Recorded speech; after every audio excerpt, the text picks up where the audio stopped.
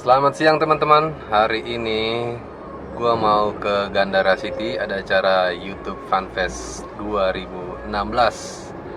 Lagi-lagi ditemani sohib gua satu ini. Kebetulan dapat undangan. Jadi di sana akan ada beberapa kreator-kreator YouTube Indonesia dan internasional. Jadi yang dapat undangan kalau nggak salah yang punya subscriber di atas 10.000. Dan sekali lagi kita harus menghadapi yang namanya macet ibu kota. Yoi, ini padat bro.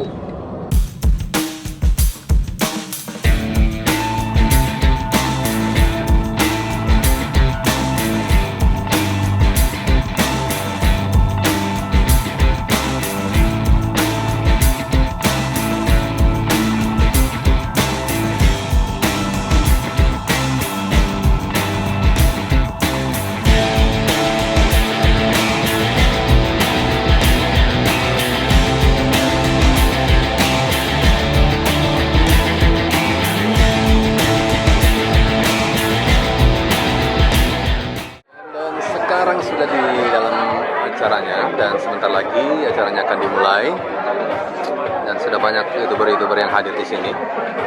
Sepertinya bakalan seru. Kalian juga bisa ketemu belajar langsung dari top creator luar negeri. Benar, ini ada ditunggu-tunggu sama teman-teman, banyak banget feedback katanya.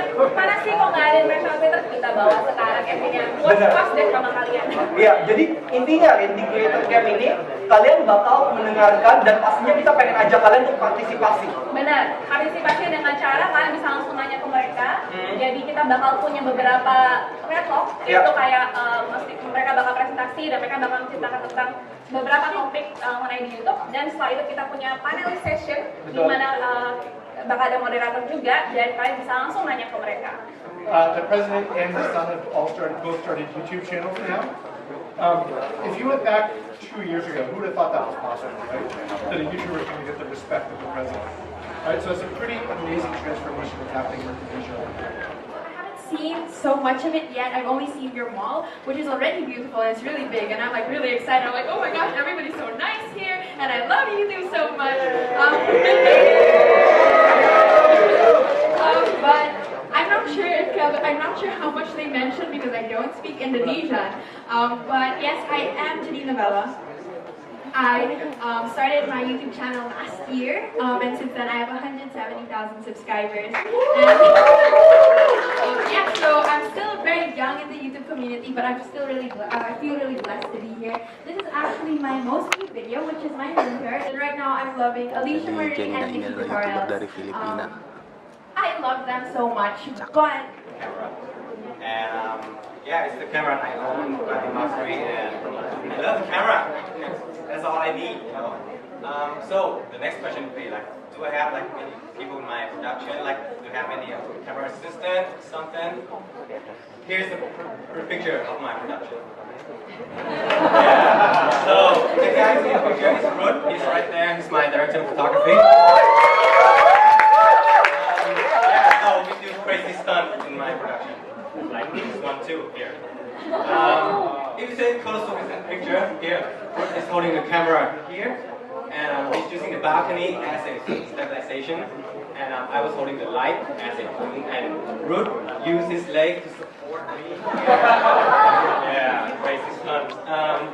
And the singer took this photo, and yeah, with all this crazy stunt, we love the result. This is the result. So, what I want to tell you that it's not how good your gear is, it's how well you know your gear. Yeah. How well you know your gear. Yeah. So, one exercise. Do you know the difference between these two cameras? Yeah, of course. This camera is $2,000, right? And that one is $80,000. So that's the main difference. But what the other difference? Do you guys know? Like seriously, like dynamic range, right? And stuff. But here, I've been working with these two cameras already, and guess which one is which? Which one is the 5D Mark III? Which one is the Red Epic? Some of you might say, all right, here's the answer. Yeah. So, see, the first one is 5D Mark III, and the second one is Red Epic. So my point is, you don't need a $80,000 camera to to make it look good, to make a production looks good. You just need to know your camera and use it to the fullest, or beyond, something. Just study of your camera, know what it can do, know its capabilities. Kalian berdua itu gimana sih awalnya bikin vlog? Kenapa harus vlog? Vlog awalnya gue mulai nge-vlog ya. Sebenarnya kalau misalnya ditarik lagi dari awal itu gue dari Twitter. Basicnya gue storyteller, gue suka bercerita. Gue bikin buku, gue bikin film, akhirnya di platform YouTube gue bikin video. Di gue cuma memindahkan platform bercerita gue.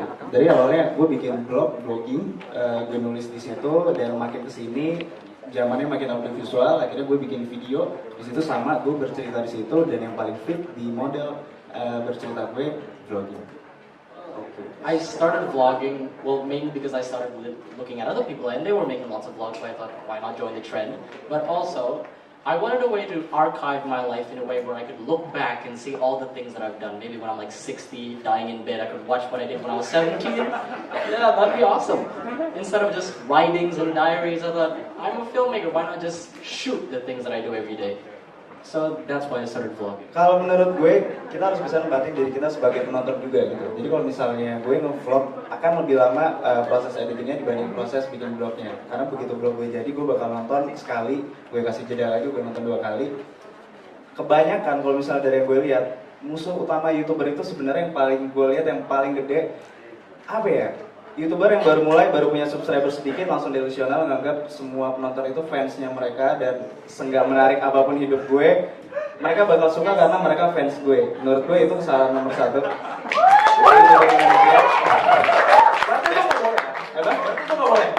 Ya terserah kalau misalnya lo memilih untuk kayak gitu. Cuman menurut gue kesalahan utama, gue udah main platform banyak banget, gue dari Twitter, gue main ke Instagram, ke segala macam. Seleb yang paling parah tingkat star syndrome-nya ada di YouTuber which is. Jadi kalau menurut gue, kalau dari gue sendiri tiap gue mau bikin vlog, gue selalu nempatin diri gue sebagai penonton, bukan sebagai fans. Karena kalau lo nempatin diri lo sebagai fans, lo mau bikin ngapain aja, fans gak peduli. Oke, gue suka sama lo bikin video, oke gimana gue bakal suka gitu. Tapi kalau misalnya lo nempatin diri lo sebagai penonton, lo bisa tahu, kayaknya ini boring deh, kayaknya bagian sini kayaknya nggak harus gue masukin. Begitu lo tahu bagian mana yang bisa dimasukin dan bagian mana yang enggak, orang akan bisa nerima vlog lo kayak lo bisa nerima vlog lo sendiri. Nama Anji. Hai Anji. Nama channel ada Dunia Manji sama Keluarga Kece. Mau nanya sama Agung Hamzah. Agung, I'm your big fans. I am finally meet. Hi. Yeah, finally. Karena gue suka banget cara lo membuat konten gitu. Tapi kalau gue perhatiin kan memang lo tuh membuat konten tuh dengan skrip ya. Skrip dulu, pakai scripted semuanya. Yes. Dan yang pengen gue tahu itu sebelum lo, maksudnya di skrip itu lo membuat ini gak sih perencanaan untuk editing dulu, kayak misalnya jomblo. Di video jomblo kan lo kan di awal ganti baju semua gitu. Itu udah dipikirin sebelumnya atau belum? Lalu kayak waktu Gojek gitu yang pop up gitu muncul, itu udah dipikirin sebelumnya atau belum? Yang kedua adalah I think you're genius, oke? Terus lo pernah ngomong di Q&A bahwa lo adalah sebenarnya itu bohong, lo tolol. Nah, gue pengen tahu di mana letak tololnya. Udah itu aja. Untuk apa yang di script, apa yang direncanakan, biasanya untuk video setiap hal yang bisa kurencanakan itu kurencanakan. Misalkan kalau aku mau pas scene ini hujan, aku betul-betul nunggu, gak apa-apa kalau itu berbulan-bulan sampai memang hujan baru aku syuting. Dia pas aku buat video jomblo dan lainnya itu skripnya betul-betul setiap hal kurencanakan, pasti ada di skripnya. Aku ganti baju, aku melakukan ini, aku melakukan itu.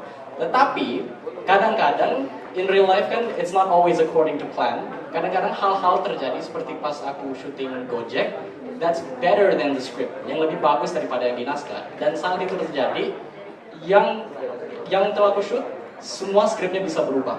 Jadi kalau misalkan pas Gojek itu, aku ngomong sama salah satu driver Gojek dan dia kasih tahu aku beberapa informasi yang sebelumnya aku nggak tahu. Pas aku kembali ke hotel, I rewrote the whole script. Seluruh skripnya betul-betul berubah So I think you have to be dynamic. Kamu harus bisa berubah tergantung kondisinya for the sake of a better video, untuk membuat video yang lebih bagus. So walaupun aku buat naskah, I can still change. Aku masih bisa mengubah naskah itu. Dan kadang-kadang aku sudah selesai satu video, baru belajar hal yang baru yang bisa membuat videonya baru, cancel videonya, shooting ulang semuanya.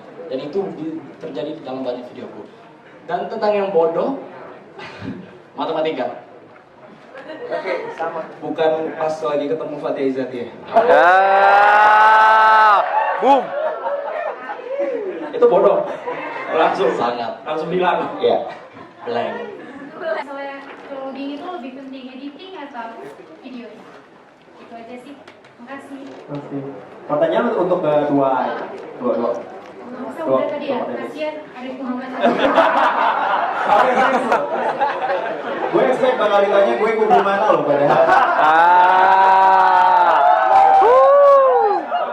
Itu masalah pilihan sih. Kalau gue nih ya, ada tipikal orang yang lebih mentingin misalnya sinematografi. Mereka pengen footage-nya bagus banget, ngeliatin pemandangannya semuanya. Ada tipikal orang yang mentingin momennya gitu. Kalau di gue, kalau misalnya gue pengen nonton vlog, sinematiknya bagus, kenapa nggak gue nonton National Geographic aja gitu? Videonya bagus banget. Kalau misalnya lo mau nonton momen doang, lo bisa lihat orang vlog yang cuma mindahin transfer data dari kameranya ke laptop lalu diupload disambung-sambung kayak, ya gue nggak mungkin sebut namanya kayak dia. Kalau gue ada di tengah-tengah, gue gini loh. Gue kalau misalnya harus milih, ada dua, ada great footage atau great moment, gue bakal pilih momen karena gue lebih milih momen. Tapi ada di tengah-tengah, jadi kayak gue nggak mau juga cuma gara-gara gue belain momen, gambarnya bakal jadi jelek juga gitu. Jadi gue tidak akan memilih gambar yang bagus banget atau momen yang bagus banget, tapi gue udah di titik yang oke, ini momennya dapat, gue nggak kehilangan momennya, tapi juga footage-nya juga gue dapat. Jadi begitu gue masuk ke tahap editing, gue dapat dua-duanya dan editnya bakal lebih nyaman. Oh ya, by the way, edit sendiri? Edit Yes. Oke, great. Karena semakin banyak footage, walaupun kita semakin banyak pilihan, tapi pas ngedit itu bakal jadi semakin lama karena kita punya semakin banyak option. Jadi mending kita filter dulu mana option yang kira-kira bakal kepake aja nih, yang nggak kepake nggak usah capek-capek direkam. Dan kalau misalnya pertanyaannya apakah bisa punya profesi lain dan bikin daily vlog juga, menurut aku bisa banget, tergantung gimana kita bagi waktunya aja sih mas. Oke, beri aplaus yang punya buat anak Muhammad dan Abu Hamsa. Oh ya, satu kalimat terakhir mungkin untuk memberikan motivasi dan inspirasi kepada Motivasi dan inspirasi. dan inspirasi. Ya, mungkin satu kalimat untuk yang para vlogger-vlogger di sini. Jangan star syndrome. Oke, Agung. Kalau kalimat bahasa Inggris gak apa-apa ya? Apa-apa? I think for vloggers yang paling penting, don't live to vlog, but vlog to live.